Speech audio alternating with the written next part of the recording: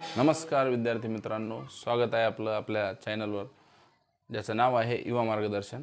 तर आज आपण महाराष्ट्र म्हणजे मुख्यमंत्री आणि घटक राज्यामधील मंत्री परिषद कसं असतं त्याची संरचना, तसेच मुख्यमंत्र्याचे अधिकार, त्यांची नियुक्ती, शपथ व कार्य, तसेच मंत्री परिषदेची रचना कशी होते, मंत्री परिषदेची कामं कुठली कुठली असतात आणि एकंदरीत मुख्यमंत्र्याची जबाबदारी, तर हे सगळं आपल्याला समजून घ्यायचं आहे। आणि आपल्याला माहित आहे हे समजून आपल्याला घेत असताना राज्याच्या मंत्रिमंडळामध्ये आपल्याला माहित आहे म्हणजे कलम 163 मध्ये घटक राज्यासाठी मंत्री परिषद आणि मंत्री परिषदेची जी आहे ती रचना दिलेली असते। आणि मंत्री परिषदेची आपल्याला माहित आहे की नियुक्ती कशी होते, राज्यपाल करतात मंत्र्यांची। आणि 164 मध्ये घटनेच्या 164व्या कलमामध्ये मुख्यमंत्र्याच्या संदर्भात एकंदरीत तरतूद दिलेली आहे। आता मुख्यमंत्री आपल्याला माहित आहेत, मुख्यमंत्र्याचं एकंदरीत काम आपल्याला माहित आहे। ज्या पद्धतीनं केंद्रामध्ये प्राईम मिनिस्टर असतात त्याचनुसार घटक राज्यामध्ये मुख्यमंत्री असतात।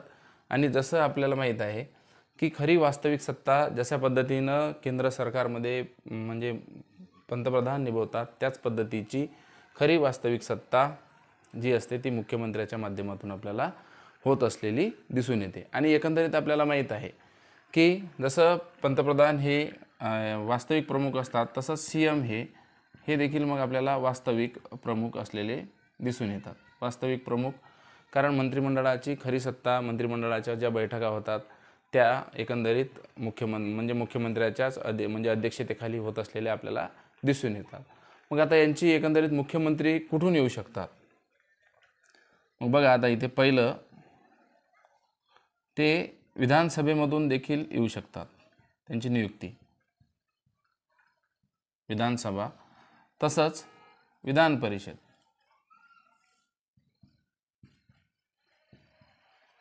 विधानसभा आणि विधान परिषद या दोन्ही सभागृहातून आपल्याला माहित आहे की मुख्यमंत्र्याची निवड ही होऊ शकते। मग आता आपल्याला महाराष्ट्रामधला जर सध्याचा आपण विचार करू तर एकंदरीत BJPला आणि एक सेना हे एकत्र लढले होते, त्याला म्हणजे जनमत होता। परंतु काही कारणास्तव मुख्यमंत्री कोण होणार या कारणास्तव एकंदरीत म्हणजे त्यांची युती ही होऊ शकली नाही। मग अशा वेळेला म्हणजे त्या विधान परिषदेमधून म्हणजे नेहमीच आपल्याला माहित आहे की विधानसभेमधूनही सीएम होऊ शकतात आणि विधान परिषदेमधून पण ते होऊ शकतात, परंतु मग ती युती झाली नाही। आणि त्यानंतर मग महाराष्ट्राचे जे सध्याचे मुख्यमंत्री आहेत म्हणजे माननीय श्री उद्धव ठाकरे, तर हे कसे मुख्यमंत्री बनलेत, तर हे विधान परिषदेमधून मुख्यमंत्री बनलेत। आणि त्याच्यापूर्वीचं आपल्याला माहित आहे की जे एकंदरीत पृथ्वीराज चव्हाण होते, पृथ्वीराज चव्हाण म्हणजे महाराष्ट्राच्या संदर्भात आपण बघतो आहे। त्याच्यापूर्वी शरद पवार साहेब हे आपल्याला माहित आहे विधान परिषदेमधून एकंदरीत म्हणजे मुख्यमंत्री बनलेत। म्हणजे ते बनू शकतात विधानसभा आणि विधान परिषद, परंतु बनल्यानंतर एकदा मुख्यमंत्री पदाची शपथ त्यांनी घेतल्यानंतर तर त्यांना 6 महिन्याच्या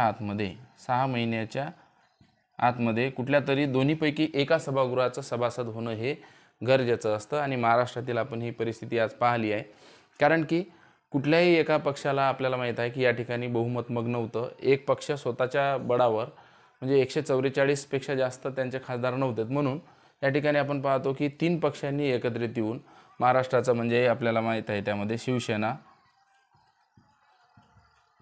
त्यानंतर काँग्रेस आणि राष्ट्रवादी काँग्रेस, तर असे तिन्ही पक्ष एकत्रित आले आणि महाराष्ट्राचे मुख्यमंत्री म्हणून उद्धव ठाकरे यांनी शपथ घेतली। परंतु ती शपथ घेत असताना ते कुठल्याही या दोनपैकी एका सभागृहाचे सभासद नसलेले आपल्याला दिसून येतात।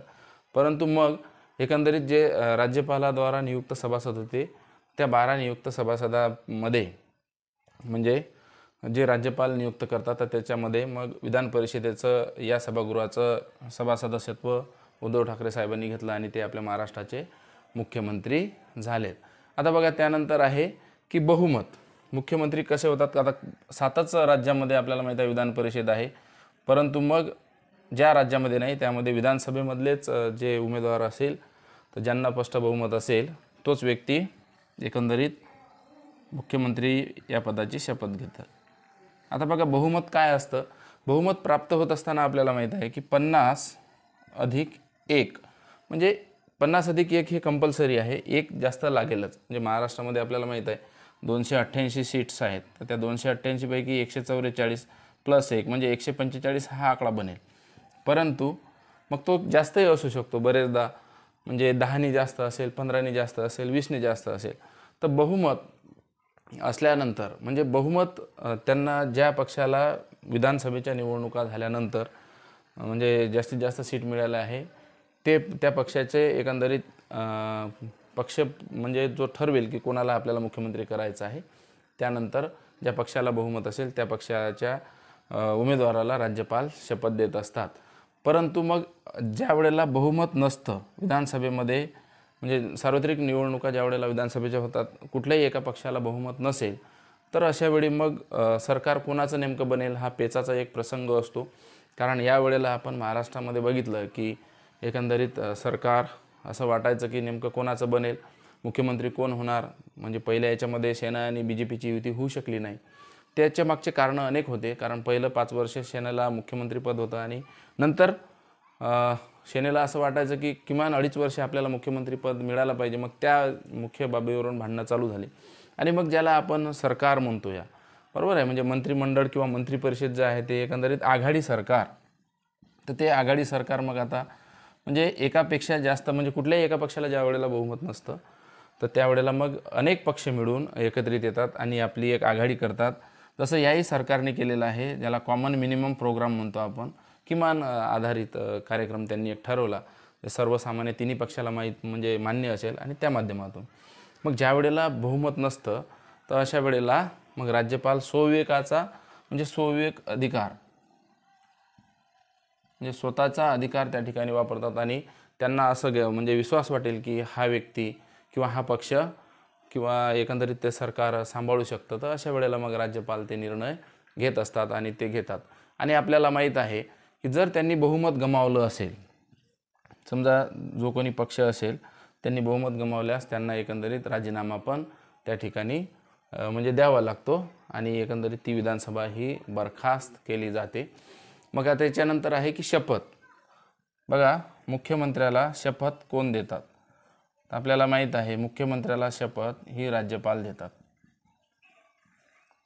राज्यपाल मुख्यमंत्र्याला ज्या पक्षाला समजा बहुमत असेल अशा व्यक्तीला मुख्यमंत्री म्हणून पद आणि गोपनीयतेची शपथ देतात. ती शपथ देत असताना मुख्यमंत्री म्हणजे राज्याचा कारभार चांगल्या पद्धतीने सांभाळेल, कुठलाही भेदभाव न करता संविधानाच्या नियमानुसार राज्य चालवण्यात येईल अशा पद्धतीनं एकंदरीत त्यांना शपथ देतात आणि पद आणि गोपनीयतेची शपथ त्यांना राज्यपालच देतात.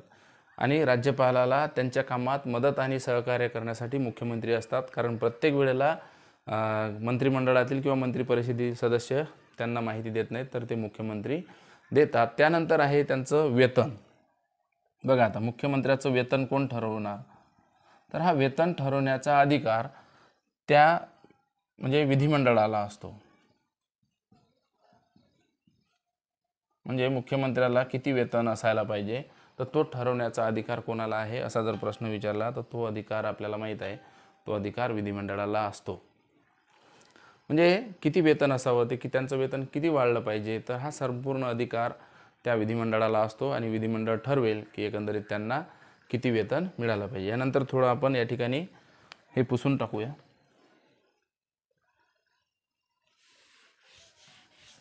बघा यानंतर बघू आपण आता मुख्यमंत्र्याचे अधिकार. या अधिकारांतर्गत आपण सर्व जे महत्त्वाच्या भूमिका असतात मुख्यमंत्र्याच्या त्या सगळ्या डिटेलमध्ये बघू जेणेकरून आपल्याला नंतर त्यामध्ये कुठल्याही अडचणी येणार नाहीत. घटनेच्या कलम 167 मध्ये म्हणजे मुख्यमंत्र्याचे अधिकार आणि कार्य हे दिलेले आहेत. बघा पहिलं आहे वास्तविक प्रमुख. बघा घटक राज्याचे CM हे खरं वास्तविक प्रमुख असतात कारण ते संपूर्ण मंत्रिपरिषदेची नियुक्ती करतात व एकंदरीत कुठल्या मंत्र्याला कुठलं खातं द्यायचं त्या संदर्भात निर्णय घेतात आणि राज्यपालांना म्हणजे कोणाला मंत्री करायचं तर हे संदर्भात या सर्व निर्णय खरे सरकारचे प्रमुख म्हणून मुख्यमंत्री म्हणजे निभवतात. जसं आपण पाहिलं की केंद्रामध्ये राष्ट्रपती असतात त्याच पद्धतीनं घटक म्हणजे त्या पद्धतीनं राज्यामध्ये राज्यपाल असतात आणि केंद्रामध्ये जसं वास्तविक प्रमुख आपण पाहिलं की पंतप्रधान असतात तर त्याच पद्धतीनं राज्यामध्ये CM असतात. आणि आपले पंतप्रधान आणि इतर व्हिडिओ जर तुम्हाला बघायचे असेल तर ते आपल्या प्लेलिस्टमध्ये उपलब्ध आहेत. त्यानंतर मंत्रिमंडळाच्या बैठकीचं म्हणजे अध्यक्षस्थान भूषविणे. ज्या पद्धतीनं पंतप्रधान मंत्रिमंडळाची बैठक होत असते त्या बैठकीचे ते अध्यक्ष असतात त्याच पद्धतीनं घटक राज्याचे CM हे त्या मंत्रिमंडळाच्या बैठकीचं अध्यक्षस्थान करतात. कारण दर आठवड्याला मंत्रिमंडळाची बैठक होत असते. त्या बैठकीमध्ये कुठले निर्णय घ्यायचे, कशा पद्धतीने घ्यायचे त्याचा संपूर्ण अधिकार हे एकंदरीत म्हणजे मुख्यमंत्र्याला असलेले दिसतात. त्यानंतर आहे मंत्रिमंडळाचे निर्णय राज्यपालांना सांगणे. कारण राज्यपालांना त्यांच्या कार्यात मदत करण्यासाठी मुख्यमंत्री असतात आणि ते प्रमुख भूमिका निभावतात. म्हणून राज्यपालांना त्यांच्या म्हणजे जे काही मंत्रिमंडळाचे निर्णय आहेत जे राज्यासाठी घेतलेले आहेत, राज्याच्या हिताचे आहेत, ते एकंदरीत राज्यपालांना सांगणे, त्यांना कळविणे, त्यांना विचारविमर्श करणे, विचारविनिमय करणे ही जबाबदारी मंत्रिमंडळाची असलेली आपल्याला दिसून येते. त्यानंतर चौथं कार्य आहे म्हणजे विधिमंडळाच्या कार्याचं संचालन करणे. एकंदरीत कार्याचं संचालन करणे, विधिमंडळ कसं चाललं पाहिजे, कशा पद्धतीनं चाललं पाहिजे. कारण आपल्याला माहीत आहे वर्षातून 2च सत्र असतात, त्या सत्राचा कार्यकाल वाया गेला नाही पाहिजे असे. मग त्यामध्ये एकंदरीत पूर्ण त्याची एकंदरीत संचालनाची भूमिका, जसं एखादा आपला कार्यक्रम होतो त्या कार्यक्रमामध्ये सूत्रसंचालक हा महत्त्वाचा असतो. एकंदरीत कसा कार्यक्रम चालेल किंवा म्हणजे ह्या सगळ्या गोष्टी त्याचं नियोजन तसंच ते मुख्यमंत्री करतात. त्यानंतर सरकारी विधेयक जे आहे म्हणजे त्यांच्या सल्ल्यानुसारच म्हणजे जे सरकारी विधेयक असतात त्यांच्या सल्ल्यानुसारच एकंदरीत ते विधिमंडळामध्ये मांडलं जातं, विधानसभेमध्ये मांडलं जातं आणि एकंदरीत ते जसं म्हणेल त्यानुसारच म्हणजे त्या सरकारी विधेयक केव्हा मांडायचं, त्यामध्ये कशा कुठल्या बाजू आपण मांडल्या पाहिजेत हे सगळं ठरवण्याचा अधिकार आहे. त्यानंतर प्रत्येक मंत्र्याच्या एकंदरीत जे विभाग असतात त्याच्यावरती लक्ष मुख्यमंत्र्याचं असतं. कारण आपल्याला माहीत आहे की प्रत्येक मंत्र्याच्या प्रत्येक खात्याच्या काही समस्या असतात, काहीला निधी कमी असतो. जसं आपण समाज कल्याणचं पाहतो तर त्या समाज कल्याणचा निधी कमी असतो. त्यानंतर वेगवेगळे विभाग असतात म्हणजे त्यामधलं आता यावर्षी जसं आपण पाहू की आपल्याला सुरक्षेवरती केंद्र सरकारला जोर द्यावा लागला. तसंच आपल्या राज्य सरकार आणि इतरही सरकारला पाहतो आपण की आरोग्य यंत्रणेवर यावर्षी आपल्या कोविडच्या माध्यमातून जास्त ताण पडला होता. मग असं कुठल्या विभागाला त्यांच्या प्रायोरिटीज काय आहेत, त्या आपण केव्हा पूर्ण केल्या पाहिजेत हे संपूर्ण अधिकार आपल्याला माहीत आहे मुख्यमंत्र्याला असतात. त्यानंतर मंत्र्यामध्ये म्हणजे प्रत्येक खात्यामध्ये आणि इतर खात्यामध्ये जे काही मतभेद होत असतात, विचार विनिमय, त्या मतभेद म्हणजे दूर कसे केले पाहिजेत, त्यांच्या अडचणी जाणून घेणे, त्यांच्यामध्ये जसं कोऑर्डिनेशन ज्याला म्हणू आपण ते समन्वयकाची भूमिका हे मुख्यमंत्री पार पाडतात. काहीच्या अडचणी असतात म्हणजे हे कसं राहतं की एक समजा कुठलाही एक विभाग हा इतर विभागाशी डिपेंड असतो. म्हणजे एखादं काम असेल तर ते 2-3 विभागातून होत असतं. तर तशा माध्यमातून जर बरेचदा पाहतो त्या मंत्रिमंडळामध्ये मग मतभेद होतात तर ते मतभेद पण दूर करण्याचं काम मुख्यमंत्री करतात. त्यानंतर आहे महत्त्वपूर्ण नियुक्त्या. आपल्याला माहीत आहे नियुक्त्या ह्या राज्यपाल करतात, परंतु त्या करत असताना म्हणजे राज्यामधील लोकसेवा आयोग असेल किंवा एकंदरीत इतर जज असतील तर ह्या संदर्भात राज्यपालांना ते सल्ला देतात. म्हणजे आपल्याला माहीत आहे की त्या अशा मग राज्यपाल मुख्यमंत्र्याचा सल्ला मानतात आणि हा सल्ला देण्याचा अधिकार त्यांना आहे. त्यानंतर आहे मंत्रिपरिषद आणि राज्यपाल याच्या दोघाचा मधला दुवा म्हणून मुख्यमंत्री भूमिका निभावतात. कारण की राज्याच्या जे काही बाबी आहेत, राज्यामध्ये घेतलेले जे मंत्रिमंडळाने निर्णय आहेत तर ते निर्णय राज्यपालापर्यंत पोहोचवण्याची भूमिका त्याचं मुख्य काम आपल्याला माहिती आहे की मुख्यमंत्री करतात. कारण प्रत्येक मंत्री हा राज्यपालाची भेट घेऊ शकत नाही आणि राज्यपाल आपल्याला माहीत आहे की राज्यपालांची नियुक्ती ही केंद्र सरकारकडून होते आणि ते शासनाचे प्रमुख असतात आणि सरकारचे खरे प्रमुख म्हणून वास्तविक प्रमुख म्हणून मुख्यमंत्री असतात. मग त्या दोघाच्या मधला दुवा मुख्य भूमिका ही मुख्यमंत्र्याची असते आणि मंत्रिपरिषद आणि मग राज्यपाल या दोघांनाही यांच्या सूचना काही त्याच्यामध्ये काही अडचणी असेल तर ते भूमिका मुख्यमंत्री पार पाडतात. त्यानंतर आहे सरकारचे मुख्य प्रवक्ता.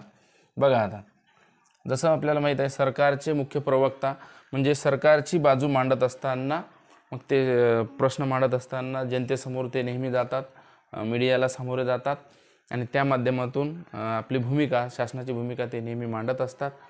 मग आपल्याला माहीत आहे मग शेतकऱ्याचे प्रश्न असेल, आर्थिक पाहणी असेल, सगळं काही राज्याच्या संदर्भातले प्रश्न, महिला बालकल्याण असेल, विकास असेल, त्यांचे समस्या असतात तर ते शासनाचे मुख्य प्रवक्ता म्हणून एकंदरीत भूमिका मांडत असतात. त्यानंतर बहुमत दलाचे नेता आहेत. ज्या पक्षाला आज तो सत्तेमध्ये आहे तर त्या बहुमत दलाचे मुख्य नेता म्हणून मुख्यमंत्री भूमिका निभवतात, कारण की येणारा म्हणजे काळामध्ये त्यांना बहुमत मिळालं पाहिजे, पक्ष परत निवडून आला पाहिजे, ही भूमिका त्यांची असते. म्हणून त्या बहुमत दलाचं ते नेतृत्व करत असतात. म्हणजे जे मुख्यमंत्री ज्या पक्षाचे असतात, ज्या ज्या राज्यामध्ये विभिन्न पक्षाचे असेल, परंतु ते नंतरही आपला पक्ष सत्तेत आला पाहिजे म्हणून ते काम करतात. त्यानंतर आहे विधिमंडळाचं सत्र बोलावणे, केव्हा बोलावलं पाहिजे ते निर्णय ते घेतात. त्यानंतर आहे कोणतं विधेयक मांडायचं, येणाऱ्या सत्रामध्ये कोणते विधेयक मांडायचे, मग त्या विधेयकाला मंजुरात कशी करून घ्यायची, आणि सर्वात महत्त्व आहे विरोधी पक्षाला कसं सामोरं जायचं. कारण विरोधी पक्ष हा म्हणजे छायांकित एक सरकार असतं. त्या माध्यमातून असे सगळे निर्णय एकंदरीत आपल्याला माहीत आहे की मुख्यमंत्री घेतात. आणि विरोधी पक्षाच्या ज्या काही बाबी असेल, नेहमीच ते टीका, म्हणजे आपल्याला माहीत आहे की संसदेचं सत्र चालू होतं, विधिमंडळाचंही सत्र चालू होत असताना विरोधी पक्षवाले म्हणजे मुख्य मुद्दे धरून असतात. तर त्याला आपण सामोरे कसं जायचं, बरेचदा शेतकऱ्याचे प्रश्न असतात, मग त्याच्यावरती सरकारने काय उत्तर द्यायला पाहिजे. तर ह्या सगळ्या बाबी आहेत. आता यानंतर आपण जो नंतरचा व्हिडिओ आहे तो आज पूर्ण होऊ शकणार नाही. तो आपण म्हणजे घटक राज्यातील मंत्री परिषद हा नंतरच्या व्हिडिओमध्ये बघणार आहोत.